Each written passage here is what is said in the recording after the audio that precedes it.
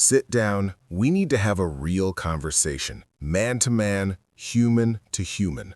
We've been sold a lie. Every movie you've watched, every highlight reel you've scrolled through, every get-rich-quick ad that's popped up on your screen has fed you the same poison, the myth of the quantum leap. We love the story of the underdog who wins the lottery. We love the montage where the guy trains for 3 minutes of screen time and comes out a world champion. We've become a culture obsessed with the lightning strike. We're all standing in a field during a drought, holding a metal rod, waiting for the sky to explode. But let me tell you what I've learned from the men who actually built empires, the ones who kept their families together for 50 years, and the ones who conquered their own demons. They weren't waiting for lightning.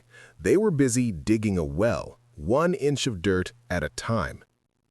Jim Rohn, a man who understood the soul of ambition better than almost anyone, put it simply. Success is nothing more than a few simple disciplines practiced every day. Most of you are exhausted. You're burnt out. And do you know why? It's not because you're working too hard, it's because you're trying to jump a 10-foot wall in one leap, failing, and then calling yourself a failure. I'm here to tell you to stop jumping.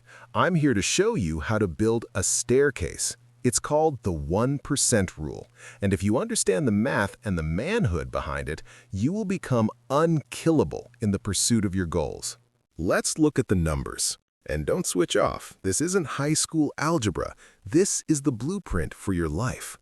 If you get 1% better at something every single day for a year, you don't end up 365% better. That's linear thinking, and the world doesn't move in straight lines. The world moves in curves.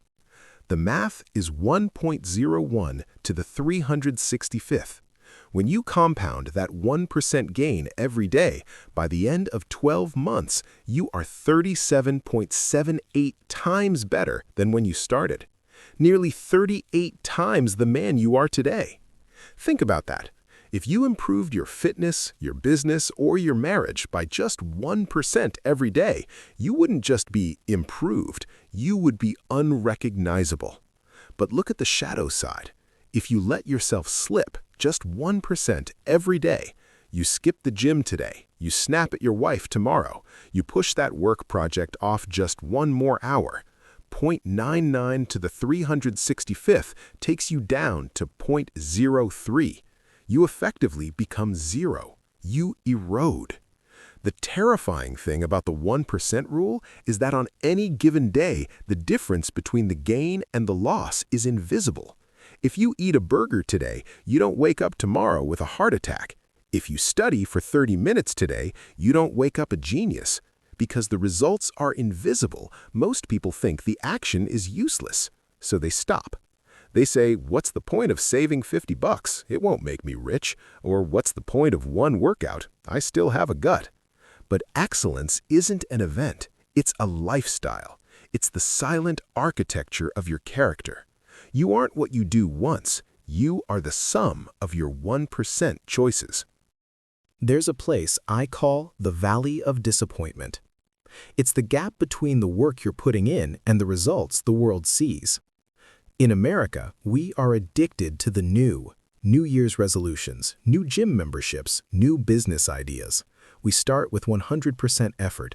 We go from 0 to 100 on January 1st, and by January 15th, we're back on the couch. Why? Because we expect the results to match the effort immediately. Imagine you're heating up a room. It's 20 degrees. You want it to be 70. You crank the heat. It goes to 21, 22, 25, 30. You're shivering. You're working hard. You're paying for the heat, but you're still cold. Most people quit at 31 degrees. They say, this heater is broken. I've been working for hours and it's still freezing. But at 32 degrees, the ice starts to melt. Nothing changed in the effort between 31 and 32. It was the same 1-degree shift as all the others, but 32 is the breakthrough point. You have to be willing to work in the cold for as long as it takes. You have to trust the process more than you trust your eyes. Jim Rohn used to say that we must all suffer one of 2 pains, the pain of discipline or the pain of regret. Discipline weighs ounces. Regret weighs tons. I've seen men hit 40 or 50 years old, look in the mirror and realize they've been living at 31 degrees their whole lives because they never had the guts to stay in the room for that last 1%. Now, let's talk about why you can't keep your promises to yourself. It's because you're focusing on the outcome when you should be focusing on your identity. If you tell me, "I'm trying to lose weight," you've already lost, because trying implies that you are a fat person who is struggling against their nature. You are in a war with yourself, and eventually your nature will win. You have to stop trying to be a better man and start being the man who does the work. There's a story about two guys quitting smoking. Someone offers them a cigarette. The first guy says, "No thanks, I'm trying to quit." The second guy says, "No thanks, I'm not a smoker." The first guy still identifies as a smoker. He's using willpower to resist a temptation. Willpower is a finite battery. Eventually, it runs out. The second guy has changed his identity. He doesn't need willpower because smokers don't smoke. It's not who he is anymore. To win the 1% game, you need to cast a vote for your new identity every day. Every time you choose the book over the remote, you're casting a vote. I am a learner. Every time you hit the gym when it's raining, you're casting a vote. I am an athlete. Every time you tell the truth when it's hard, you're casting a vote. I am a man of integrity. Success isn't something you attain, it's something you attract by the person you become. Stop chasing the money, stop chasing the status. Start building the man who is worthy of those things. If you gave $1 million to a man with $1,000 identity, he'd be broke within a year. We see it every day. But if you take $1 million away from a man with $1 million identity, he'll have it back in months. Who are you?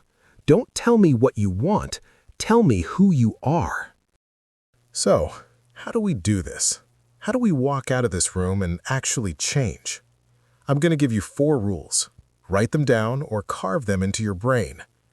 Rule number 1, shrink the goal until it's impossible to fail. If you want to read more, don't promise to read a book a week. Promise to read 1 page. 1 page is easy. Even on your worst day, when you're tired and frustrated, you can read 1 page. The goal isn't the page. The goal is the habit of being a reader. Once you're in the chair, you'll usually read 10, but the contract is only for 1. Rule number 2, design your environment for a low willpower life. If you want to be 1% better, stop testing your willpower. If you want to eat better, don't put cookies on the counter and try to resist them. Get them out of the house. If you want to work out in the morning, put your shoes next to the bed so you step on them when you get up. Make it hard to do the wrong thing and easy to do the right thing. Rule number 3, never miss twice. Life is going to hit you in the mouth. You're going to get sick. You're going to have a crisis at work. You're going to miss a day. That's fine. Missing once is an accident. Missing twice is the start of a new habit. If you miss a workout, your only job in the world is to make sure you don't miss the next one. Don't be a perfectionist. Perfectionism is just a fancy word for procrastination. Be a rebounder. Rule number 4, audit your circle. Jim Rohn said, you are the average of the 5 people you spend the most time with. Look at your friends. Are they 1% better today, or are they 1% more bitter?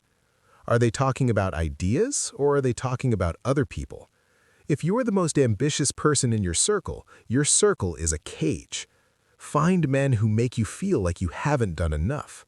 Find men who demand more of themselves than you do of yourself. We're coming to the end of our time here, but this is where your work begins. I want you to imagine yourself 1 year from now. You've stayed the course. You didn't do anything heroic. You didn't win the lottery. You just didn't quit. You did your 1%. You look in the mirror. Your jawline is tighter. Your eyes are clearer. You have a calm confidence that doesn't need to shout to be heard. You have a business that's growing. A body that's strong, and a family that respects you because they've watched you stay consistent when it was hard. You are 38 times the man you were. Now, imagine the other guy, the one who stayed at 31 degrees, the one who kept trying to quit, trying to start, trying to be better. He's older, he's heavier, and he's more cynical. He blames the economy. He blames his boss. He blames his luck. But we both know the truth. He just couldn't win the battle of the 1%. Which one are you going to be? The world doesn't need more average men. It doesn't need more people waiting for a miracle. It needs men who understand that greatness is a slow-cooked meal. Don't wait for Monday. Don't wait for January 1st. Don't wait until you feel like it. Feelings are for children. Discipline is for men. Go out there today. Find your 1%. Just one thing. Make it small. Make it count. And then do it again tomorrow. Your future self is screaming at you right now, thanking you for not giving up. I'm done talking. Now it's your turn. Go get it.